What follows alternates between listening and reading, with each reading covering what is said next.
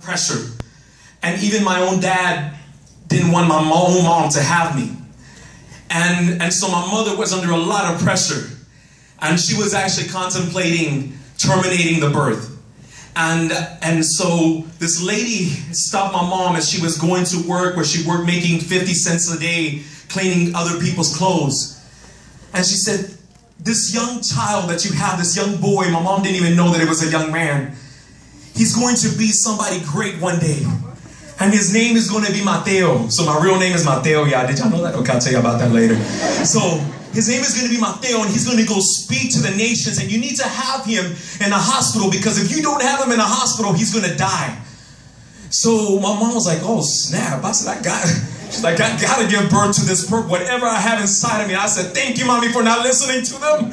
Okay, I'm sorry. So my mom ended up having me, and I brought a can to help demonstrate something. So I came out into this world, and the only place that would take my mom was a psychiatric ward.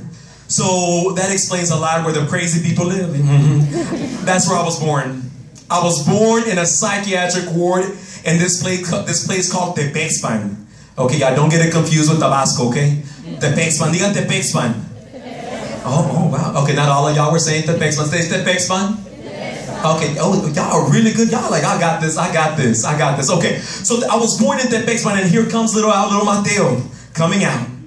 And it was a can. Yes, actually it was a can. It was a Mexican, the can. No, so, but this can somebody tell me, what do y'all think is in this can? Beans. Frijoles de cuadro, hermano. Yes, it never fails by Latinos. We gotta have frijoles in every household, okay? Y'all don't play. Do not play. So what do y'all think over here? What do y'all think is in this can? Frijoles, charros, okay, what do y'all think? Corn? Okay, what I don't hear anything over here in this section, okay. Frijoles, what do y'all think? Beans, okay, so what else? What do y'all think is in this can? Corn, y'all making me hungry, okay, y'all better stop, okay. So what do y'all think is over here? So I already said corn, we already said beans, what else? Pozole. They sell pozole in a can? Yes. Brother, I tell you, I learn something. Y'all teach me something new every day. I didn't know they sell pozole in a can. Okay, so, but isn't it interesting, you all, that I purposely took the label off, because many of us were actually born into this world without a label. And then all of a sudden people say, oh, what is it? I don't know, it's inmigrante. No sirve para nada. Oh, I don't know, ¿qué es? You look kind of great. So everyone begins to tell you who you are. Everybody begins to tell you who you are because you were without a label. And it's interesting, because that is exactly my life story. Is everyone began to label me, because when my mother was, when I was a year and 6 months, my mother decided to have the courage to bring me to the United States. And I was like, Mommy, how did we end up in Dallas, Texas? And she said, I thought it was going to be an awesome story, like the birth, and no, like I thought she was going to tell me, Nico, I saw the Star of David, I'm the Star of David. No, yeah, she had no time for all of that. She said, ain't nobody got time for that. She said to me, Nico, that's where I got tired.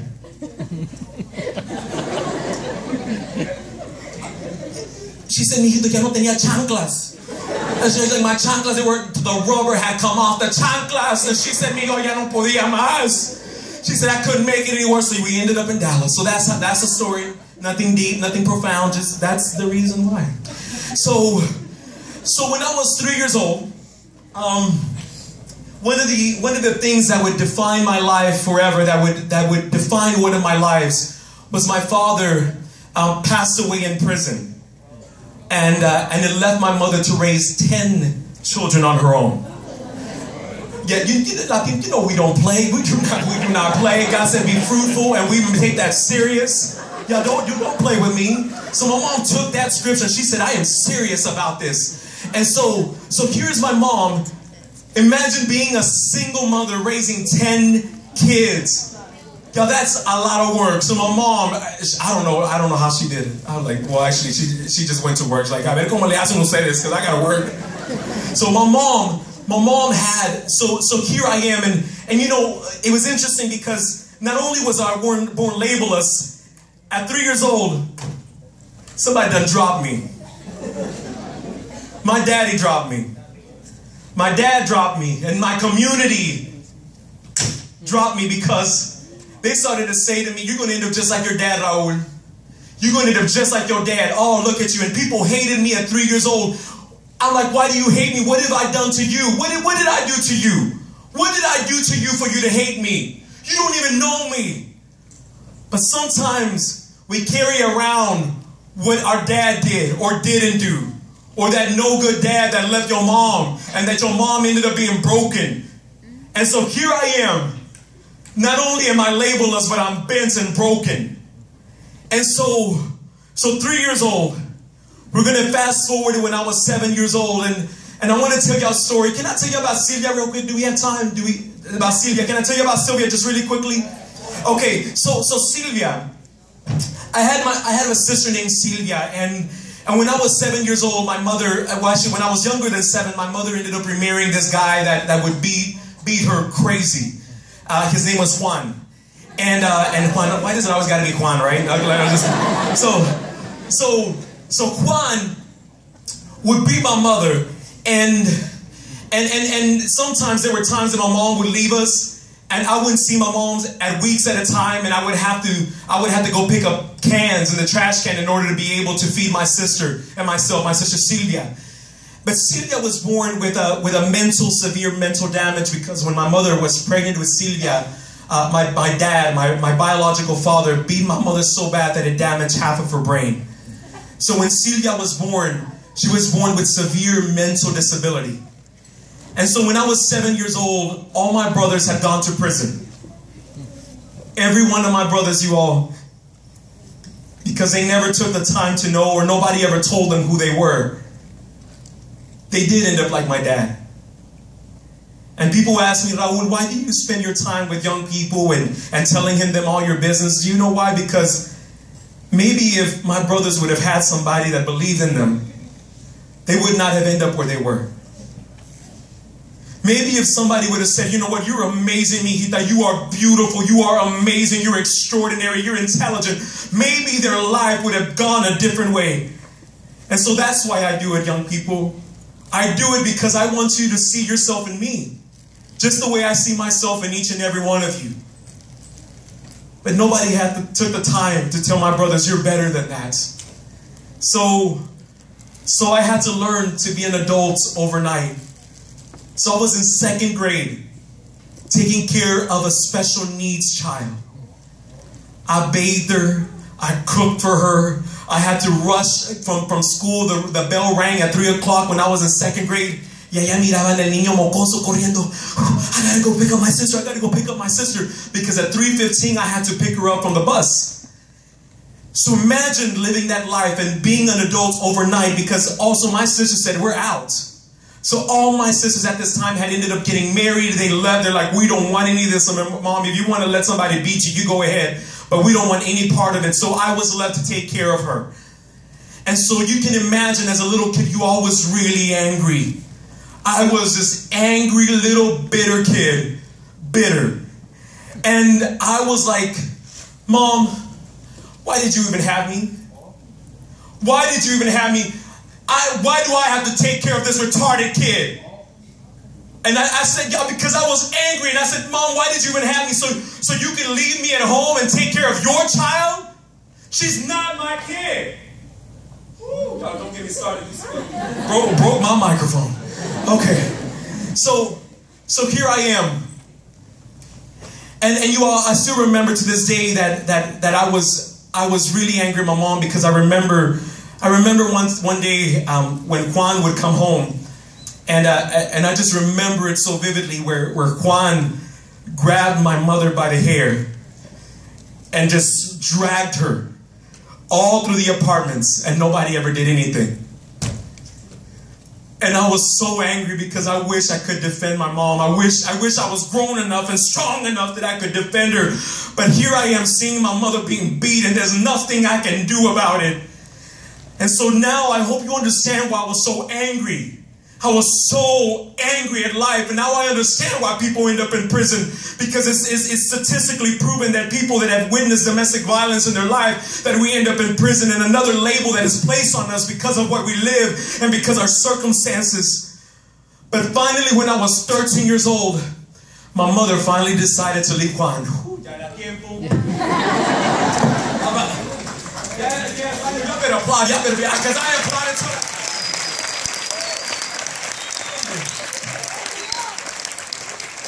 I'm like, Mommy, ¿por qué le tomó tanto tiempo? Like, why did it take so long? Golly. And when we moved into a domestic violence shelter, and then that's where I met somebody by the name of Dana. Can I tell you about Dana? No, hombre, está Dana. Y'all, Dana was a diva, y'all. Like, she walked around like she was handcrafted by the hand of God himself. She would walk around like this. She's like, what? Say something to me. No, I'm just kidding. So Dana, she would walk around like she was just like, she was all that, and oh my goodness, I was like, but I didn't see it. I like, because she wasn't all that pleasuring to the eye. I was like, ooh. I said, maybe there's something wrong with me, right? Because if everybody, we would go to the grocery store with Dana, and everybody like, hey mama, let me give you my digits. Like, she was like, I was like, what? And Cedar, what? Okay. Obviously, there's something wrong with me. Let me borrow your glass, because obviously I can't see. Let me borrow. No, but it says, please, thank you. Okay, can I borrow yours? Thank you. God, she's like, you may not give him back. I don't know you. Thank you. Okay, so I said, okay, let me see. So I put on, vamos a ver, okay, because obviously, okay, vamos a ver. So I was like, let me see, okay. So I started, maybe it's the angle, right? It's the angle. So I said, all right, okay, hold on, let me look up high. It's the lighting. Oh, can we put some lights? Okay, also, maybe it's brother, you are good. Okay. And I said, oh, wait a minute. I said, hold the phone. I said, oh, it's her cheekbones. I said, oh, yeah, it's those cheekbones, baby. It's those nice high cheekbones. No, but y'all, like, no, on the serious note, después le pregunté a Dana, oh, okay, man, these are some great glasses. Okay, you almost not got him back. Okay, so I finally, so I said, Dana, I said, Mama, let me ask you a question. How do you do it? I said, Dana, how do you get all these men to give you chocolates and flowers, and they even send you those what are boo bears, or what are boo bears? I don't know, these little bears that used to be popular. So anyways, you know what Dana told me? She looked at me, she said, baby, let me tell you something. Every morning when I wake up, I look myself in the mirror, and I say,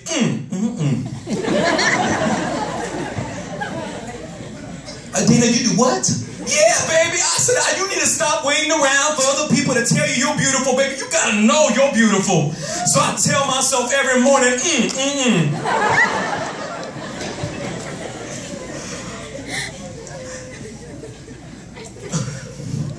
Y'all, Dana messed me up. Dana messed me up. And you know why? Because it's all about the way we see ourselves. It's interesting, because if we don't know who we are, somebody else will tell us who we are. And that is what Dana taught me. She said, baby, you better get to know you. You better get to know you. But before you get to know you, Luis, come up here, amigo. Everybody say hi, Luis. Hi, Luis. So Luis, come up here real quick. You see, the thing that I had to do when I was 13 years old is I had to do something that was extremely important, Luis. You see, you borrow your bag, Neith. I promise I'll give it back. Not like other people who don't even want me to give it. Hold this right here, Luis. Hold it from this hand, okay. I need a real big bag, one of those good bags. Okay, yeah. Can I borrow whoever bag? This is a real nice bag. Okay, thank you, man. Okay, hold it like this. So we're gonna put it up here like that. Here we go. Because I'm gonna put something else in that hand. Okay, let me see who has a big bag, a heavy bag. Okay, oh, there you go, mijo. Thank you so mucho. Okay. You see, this right here, by the way, is your dad, your no-good dad that left you right here. This is your mom who probably didn't believe in you, never thought that you were going to be anything. These were all your friends that you thought were your friends, but they really weren't. Let's see, I need a good bag. I need a more heavy bag. Oh, this is really colorful. Can I borrow yours, Rachel? Thank you so much. Okay, we ain't got no money in a wallet. Okay. So, and then these over here, Luis, is, oh man, are you getting tired? Oh, okay, wait, give me something heavier. Okay. Oh, man, okay, oh, this is a good old teacher bag. Yes, okay, perfect. Okay, hold this in your neck. Okay, so Luis, I can guarantee you that if you keep on holding this, you would be just like me and you end up being tired. And you know, the thing is in my life, you all, there were people who were trying to help me. There were teachers in my life that wanted to help me. But I was so full of stuff that I had no room for my teachers to even care about me. Everyone that ever tried to help me and give me something, I want to give you an education. Oh, but you have no room for it. Because you're too busy carrying everybody who left you, who didn't believe in you, who talked about you, who never thought you were going to be anything. And so you're so busy, Luis, carrying what everybody else said that you were going to be, that you have no room to get a gift. And I want to give you a gift, Luis, but it seems like your hands are too full of your past. What did you say, Luis? I can drop it. But who has that choice? You have that choice. But you know those things, sometimes you have the choice, but sometimes you know what I had to do? I had to go ask for help. Because sometimes these things, if you drop them, all the stuff will be spilling out. And then somebody will be mad at you, right? You're like, oh, why did you drop my makeup bag? Do you know how much that cost? No, I'm just kidding. So can somebody help Luis? Is there anybody in this room that can help him? God can help him. Look at all this thing. But do you accept it, Luis? Do you accept the help? Say, can you help me? Can you help me? Somebody, yes. Y'all, let's give it up for these amazing people. Thank you. Thank you. If y'all don't mind spreading them out, spread the love. Okay. Thank you, Luis. So everybody, I want you to do an exercise with me. I want to see everybody's hands. Quiero ver las manitas de todos. Let me see your hands. Everybody, I want to see those hands. The first ingredient to being successful is you got to free your hands. Say, free my hands. Free my hands. Because we're ready to give you something, but you got to free your hands from everybody. Okay, you got to, she's like, I'm ready. She said, I like you. Okay, so y'all put those hands down. So what is rule number one to be successful? You got to what? Free your hands. You got to free your hands. You got to free your hands and be able to begin to receive. And so that's exactly what I did. I said, you know what? I got to free my hands from everything, because you know what? I may not be able to change where I've been, but I'm about to change where I'm going. So Dana taught me something, and I began to do something with my life. So I started a Latino gospel choir. Y'all, it was bad. It was bad. Okay, let me not break this computer. So I got these little kids, and then people like, ¿Quién te crees? Oh, he's going to start a community choir. Mocoso, ¿Quién te crees? He wants to start a community choir. Y se sabe cambiar. Okay, and I said, oh, please, you do not define me anymore. Watch me start this community. So I started, y'all, so I gathered all my little Latino kids, my little black kids, and I had little white kids sprinkled all up in there. And we started a Latino gospel choir. Y'all, it was bad. Oh, man. And they're like, okay, van a hacer esos niños. Oh, yeah, oh, that's so sweet. Oh, oh, that's so sweet. You know, people will tell you that sometimes. So here we are. And we started a Latino gospel choir. Y'all, I don't know, y'all, do y'all know that song, This Little Light of Mine? I'm gonna let it shine. Y'all better stop. Y'all better stop. Okay, y'all, but you know, but since it was a Latino gospel choir, you know, we got to switch it up a little. Oh, yeah, we had a little salsa merengue up in there. What? Oh, no, y'all not ready. Y'all not ready. Decía, esta lucecita, yo. Never mind. Okay, so y'all, so we started this gospel choir, and the next thing you know, we transformed our city. And so when I was 18 years old, I became the only member of my family of 10 to graduate from high school, you all. They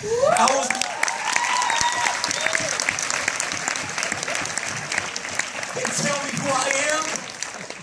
But you know, man, when I was in high school, you know, there was this teacher. You know, oh man, but I know those teachers do not exist over here in this area, the East Coast. They do not exist. But where I am, there was one teacher that said, Raul, you know, college is not meant for everybody. You may want to begin to explore other options. Oh, and I didn't get it till I got home, Luis. That I think she just called me slow. I think she just said that I'm not college material. And you know, because she was in a position of power, and And I believe this authority figure, and some of us, it may be our teachers, it may be someone that says, oh, you can't do it because you're undocumented. Oh, you can't do it because you're poor enough. But I wish I knew back then what I know now. And you know what I would have told her? I would have said, ma'am, I'm a leader under construction.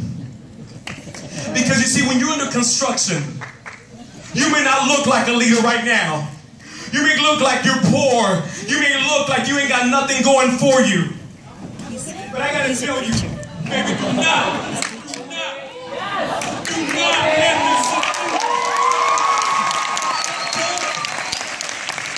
Do not judge me because of how I look today.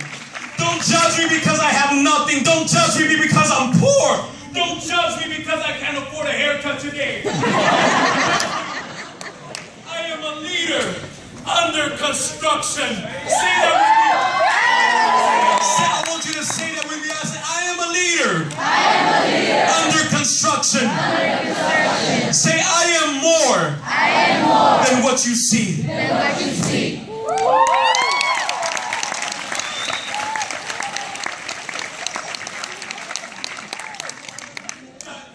I see nothing else, I want you to turn to somebody next to you. Turn to somebody, just anybody. And I want you to tell them, I am more than what you see. I want you to turn to somebody, turn to somebody else and say, I am more than what you see.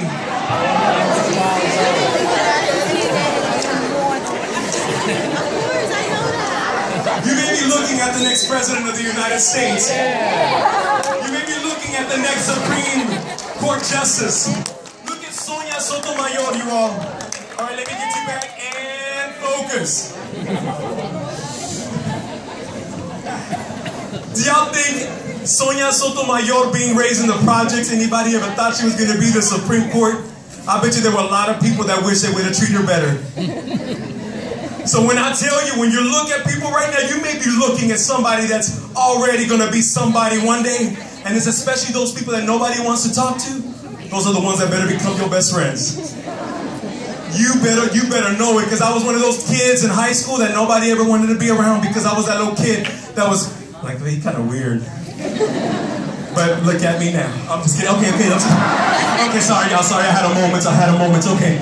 So, but somebody, if I would have known back then, I would have told her that, but I didn't know any better. So I decided not to go to college, and because of I didn't know that I was smart enough, and I guess that this teacher said that I wasn't smart enough, and so for 4 years, what I ended up doing is I ended up creating this shelter for battered women, because one day when I was a little kid, I remember when I was 13 years old living in this shelter, I said I'm going to one day build a shelter for battered women. And so when I was 19 years old, I decided I wanted to build a shelter for battered women, and everybody said, Niño mocoso, ¿quién te crees?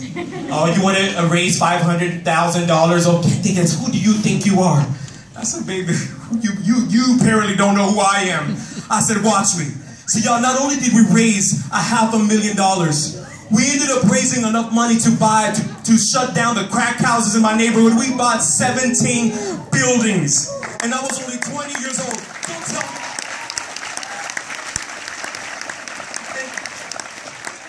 I wish I had more time for you all, but we got to wrap it up, because I know y'all are dying to get back to school. So what we're going to do, you all, you know what, for my last ingredients, I'm going to show you all something. So instead of telling you what can happen, actually let me show you what can happen when you refuse to give up. So I'm going to ask them if they can play the video now, please.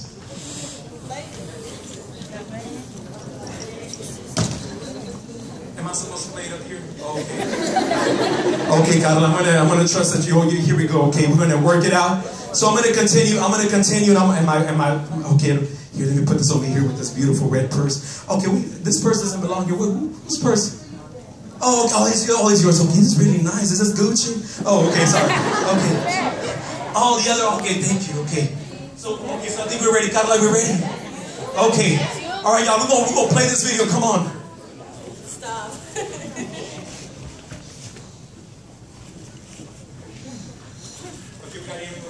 You know, Latinos, we always improvise. Okay, vámonos.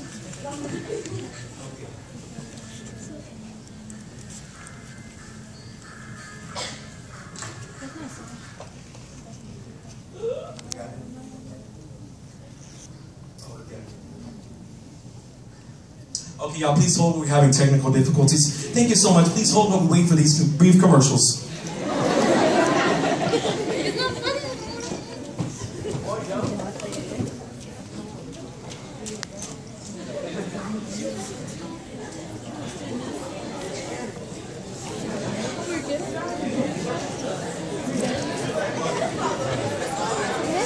Okay, you know what?